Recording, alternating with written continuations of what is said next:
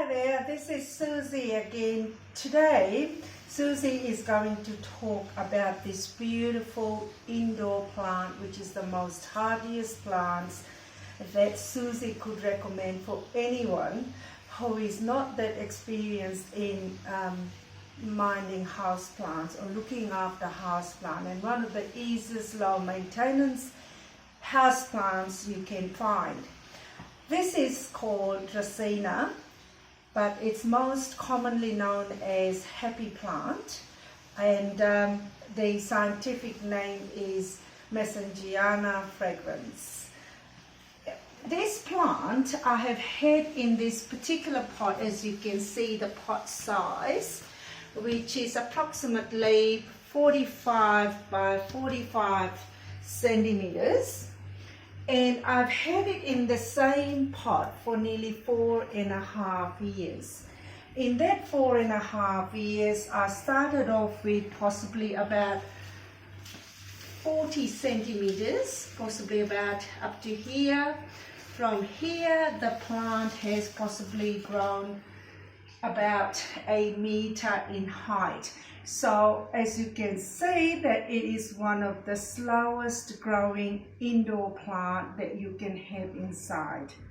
Outside in the tropics, which this particular plant is the native of tropical parts of Africa, and here we plant them indoors, and indoors in Victoria where temperature can drop up to 0 degrees, sometimes -1 to -5, and in summer it could go as high as 40 degrees plus. That is in centigrade.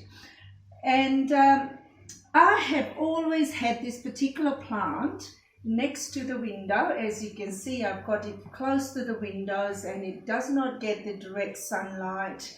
It likes the bright light, which is the light that is natural light coming through the windows, and it will also survive in shady part of the house where it is really no light at all. So this plant is pretty much forgiving plant, even if you place them in the darkest of the corner of your house. And because of its nature, it's a asparagus family, but it grows like a cane. It is also known as a cane plant in many parts of the world, and it's also known as a corn plant because it looks like a corn plant. And in this particular Draceana has got a beautiful yellow markings in the middle, as you can see.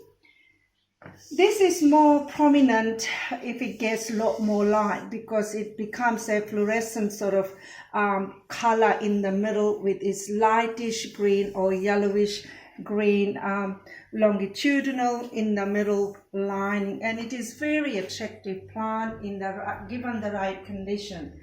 As you can see, it's not actually bad looking plant, knowingly that the condition it likes is from 18 degrees centigrade to about 25 degrees. That's its ideal temperature growing condition. Here, the temperature over here drops up to, inside this house, in winter it may drop up to 15 degrees. And we do have the aircon, the heating going when in the winter, and it seems to survive the heating from the central heating. This particular plant, as you can see, if it does not get right condition, but it is a very common symptom. It's not just because I have got it, but it does have a very common symptoms, and it's, you know, you really sometimes can't do much about it. This is called the point leaf browning. The browning can be many different things it could be caused by. Number one, maybe it's getting cold, which is not now because it's summer here, so it's not the cold that is causing it. This particular plant doesn't like fluoride in the water, and too much salt, it really irritates this plant. So try to give as much natural water as possible. I know Melton water supply here in Western water, I believe they don't have any fluidification in the water. It may be affected by chlorine as well, which I'm not sure whether the Western water here has chlorine in the water. So there are two things that it may have an impact on them browning. But really speaking, you can't avoid some of this plant in browning. It doesn't really matter what you do, you will still get it because it's not growing in its ideal condition. And you sort of expect that. And what I normally do is really cut the tips off. And if you're really pedantic, you can make it into a nice pointy shape. And you can just keep trimming, and it doesn't hurt the plant. Perhaps it looks a lot nicer to look at than having this brown blotches at the end. Only few of those tips have got it. The new tips doesn't seem to have been suffering from it. Only a little here, but in time, I guess that's one of the problems with this plant. And what have I planted, what soil have I used in this particular pot?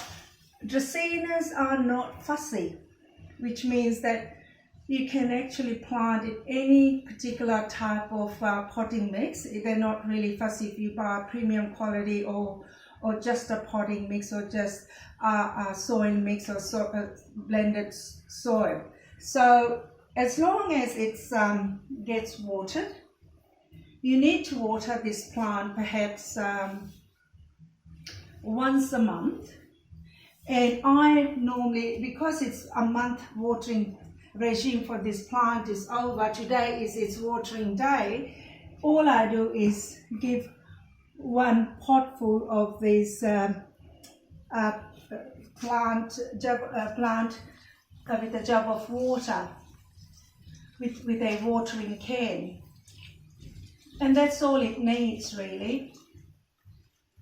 In summer, I might water it more frequently, perhaps once every 10 days, something like that. But in winter, I really cut it down. I let the plant, this particular Draceana, to rest because it prefers dry side of the soil than wet side.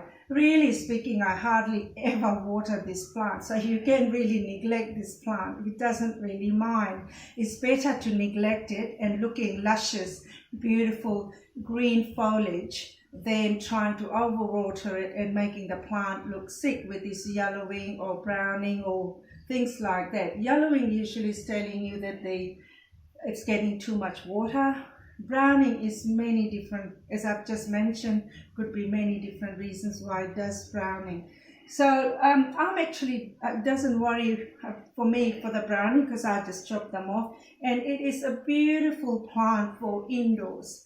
So here we go. Here's Draceana, Masangeana, Fragans. It has a beautiful flowers which smells like perfume, a Chanel perfume. It literally blows me away when it does flower. And flowers is fairly rare. I have had it flowering in Sydney once because the condition must have been just right. But over here, I'll be lucky to see the flower. It does have beautiful white flowers, like a banana type of a flower. It comes out in the middle. However, enjoy your plant if you do decide to purchase Draceana. All the best. Bye for now.